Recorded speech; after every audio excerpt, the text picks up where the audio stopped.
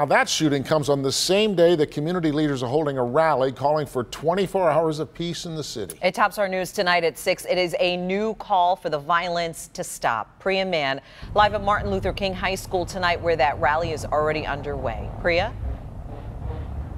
Sandra, Steve, hundreds of drivers are retaking their cities. They're reclaiming them. They were escorted by Detroit police from the west side here to the east side, and they've stopped here at MLK High School. But take a look at that sign. You may see code 22 flashing, and organizers want the 22nd of every month to be just like this, an opportunity for the community to come together to stop the violence.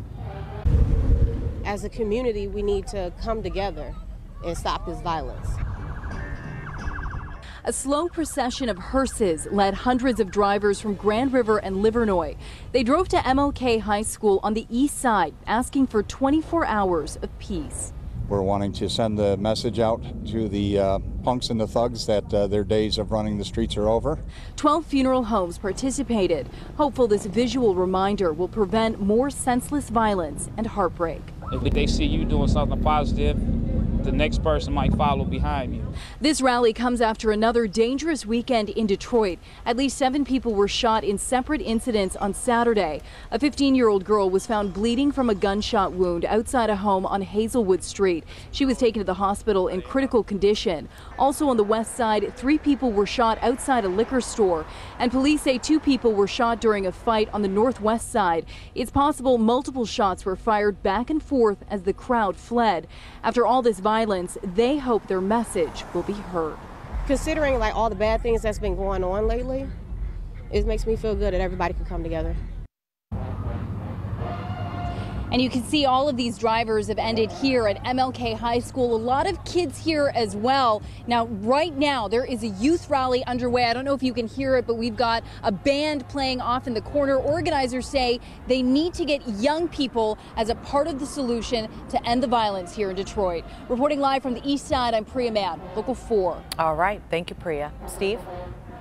Some condominiums catch fire in Troy, destroying 1 unit and damaging 3 others. Sean Lay reports that nobody got hurt. That was good news. But the fire trapped 2 pets inside the building. Well, this absolutely could have been a real mess. You've got heavy damage to this condo you see behind me. 3 other condos connected to it impacted by this fire as well. Listen, the Red Cross also got here just as the fire began. How could that happen? A Red Cross volunteer. She's a neighbor. I looked up and saw the smoke. I'm going, hey, that's my hood. Let me go and check this out. Shoti Allie Jones is a Red Cross volunteer. On her morning walk at the Northfield Hills condos in Troy, she walked up on an emergency. We came and we responded. I had blankets and stuff and water, and I went home and got my gear and showed up. Photos taken at the scene show just how serious a situation this was. Heavy fire and smoke pouring from an end unit. What started in a kitchen was now spreading. The occupants discovered it. Could not get to their cell phone, so they went to a neighbor, called 911. When I came out, I thought it was just a small thing and didn't realize it was spreading so fast. No injuries to families or firefighters, but the fire did spread to other units through the condo's shared attics. Again, everyone getting out in time. However, one family thought they lost both of their cats until Troy firefighters found one of them named Zebo. One of the firemen just found him now. How happy are you that the firefighter found him? Yes, very happy. Again, 4 families impacted here, but as we say, Red Cross Johnny on the spot, helping out each and every one of those families. In Troy, Sean Lay, Local 4. And since the time Sean was out there, Zebo's brother has also been found safe. On Detroit's west side, firefighters battled a fire at an auto parts store. A vacant laundromat next door was also damaged. Nobody got hurt. The cause of that fire is under investigation.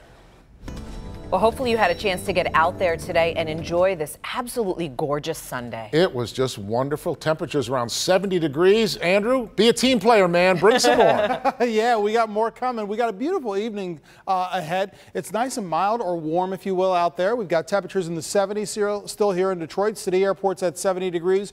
Now, winds are out of the north, so coming off of the cooler or chillier Lake Huron, you've got some lower temps to our north, but still comfortable, even though it's cooler. 61 for our friends over in Port Huron, while it's 64 in Sandusky, 72 over in Monroe, and 71, my old stomping grounds, University of Michigan in Ann Arbor. Look at the beautiful sunshine over downtown Detroit. Nice and warm over at Metro. Visibility is looking good. Taking the boat out this evening, things are looking A-OK. Just remember, life jackets for everybody. That water's still mighty chilly in the 40s and 50s, depending on where you are. And your forecast for this evening goes like this. You have any dinner plans, going out to see a show, maybe both?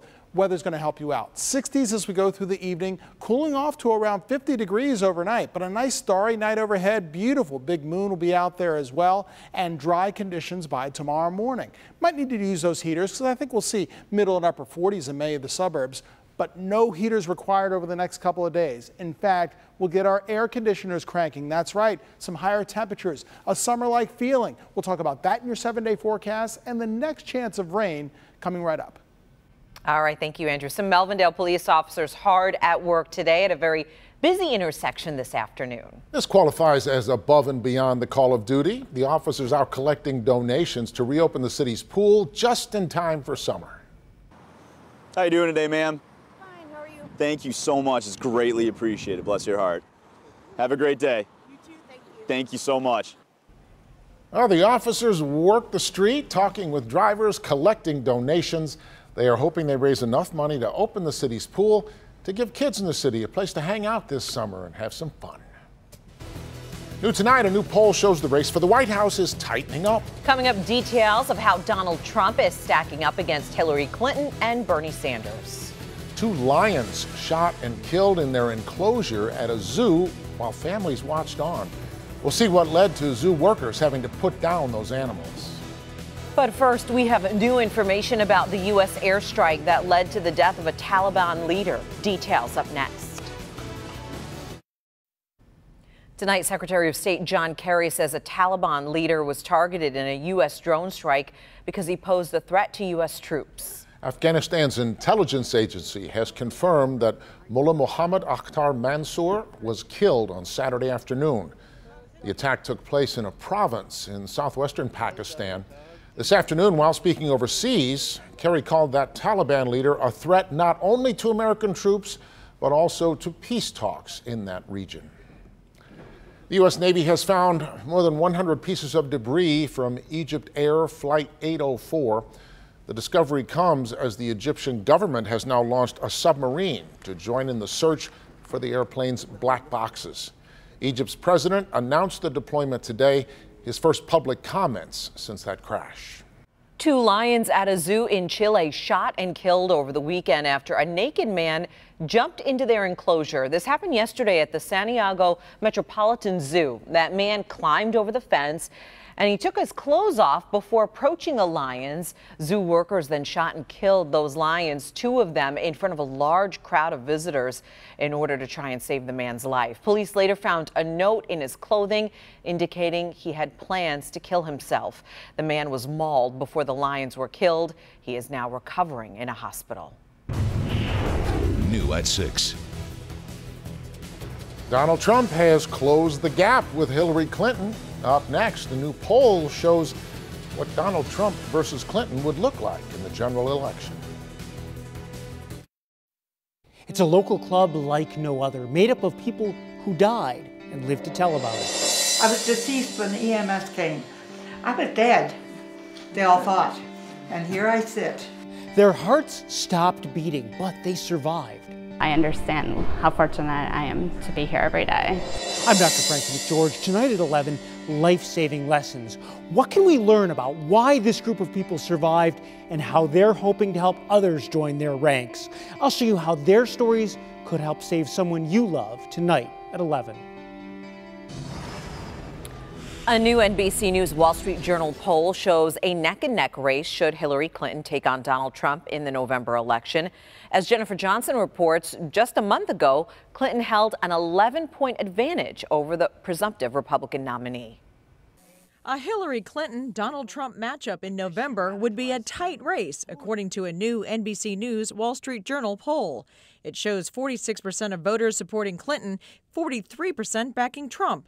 A big drop from a month ago when Clinton held an 11% lead. Polls this far out mean nothing. They certainly mean nothing to me. That same poll shows Bernie Sanders beating Trump decisively, 54 to 39%. I am the stronger candidate because we appeal to independents, people who are not in love with either the Democratic or the Republican Party. Trump is now hunting for a running mate, meeting Monday with Tennessee Senator Bob Corker, chairman of the Senate Foreign Relations Committee. Donald Trump has said multiple times that he would like a Republican insider, someone with perhaps congressional experience, to help him on the Republican ticket. Another brash billionaire says he'd consider being Trump or Clinton's running mate, but not run as a third-party candidate. Just to try to wing it, just to try to shake things up, that, the law of unintended consequences tends to create a lot more problems than it solves. But that same poll found 47% of Americans would still consider a third-party candidate.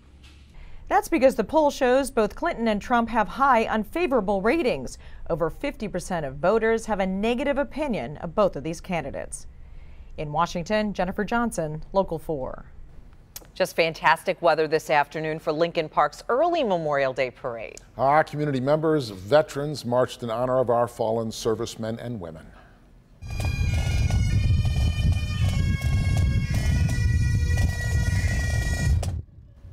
Marching bands, motorcycle groups, various service groups making their way along Fort Street in downtown Lincoln Park. The parade completely funded and put together by volunteers.